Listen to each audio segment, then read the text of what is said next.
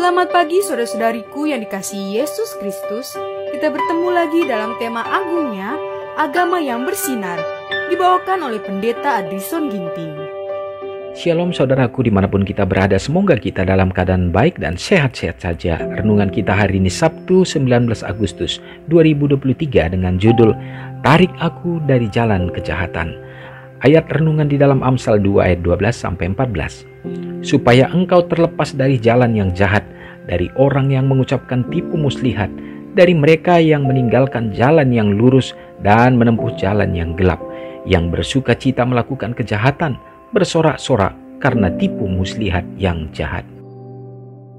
Sejak kejatuhan Adam telah menjadi mode dunia untuk berbuat dosa.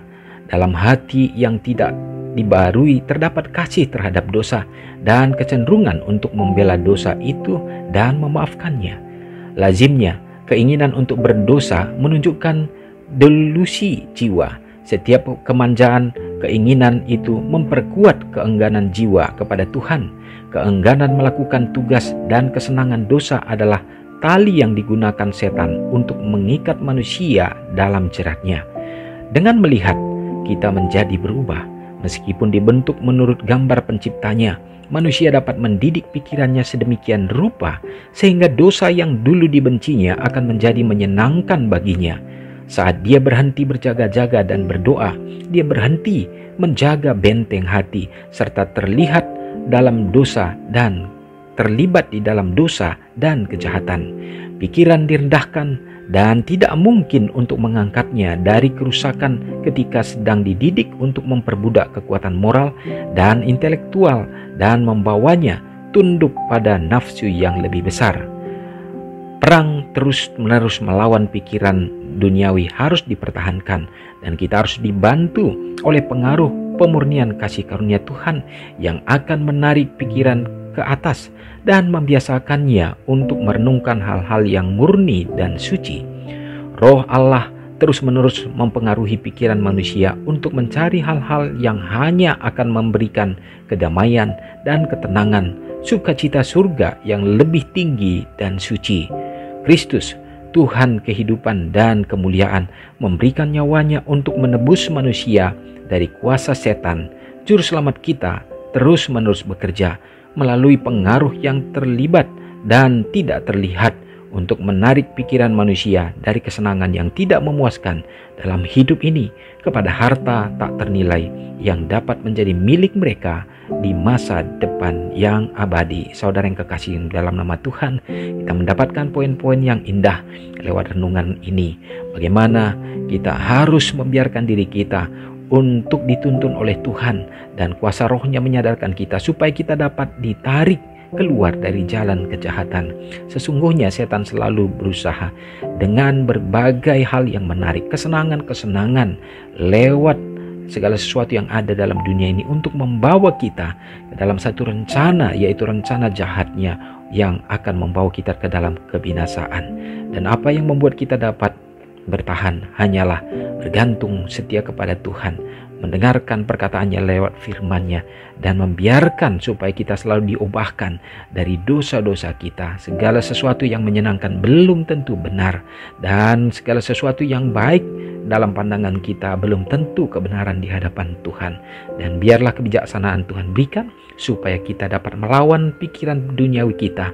Yang harus kita pertahankan sesungguhnya adalah untuk tetap hidup di dalam kepemurnian yang Tuhan karuniakan kepada kita.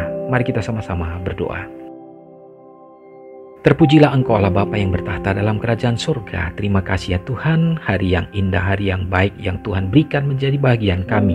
Kembali kami dapat mengingat bahwa kebesaran dan kemuliaan Tuhan yang sudah menjadi bagian kami sebagai Allah pencipta.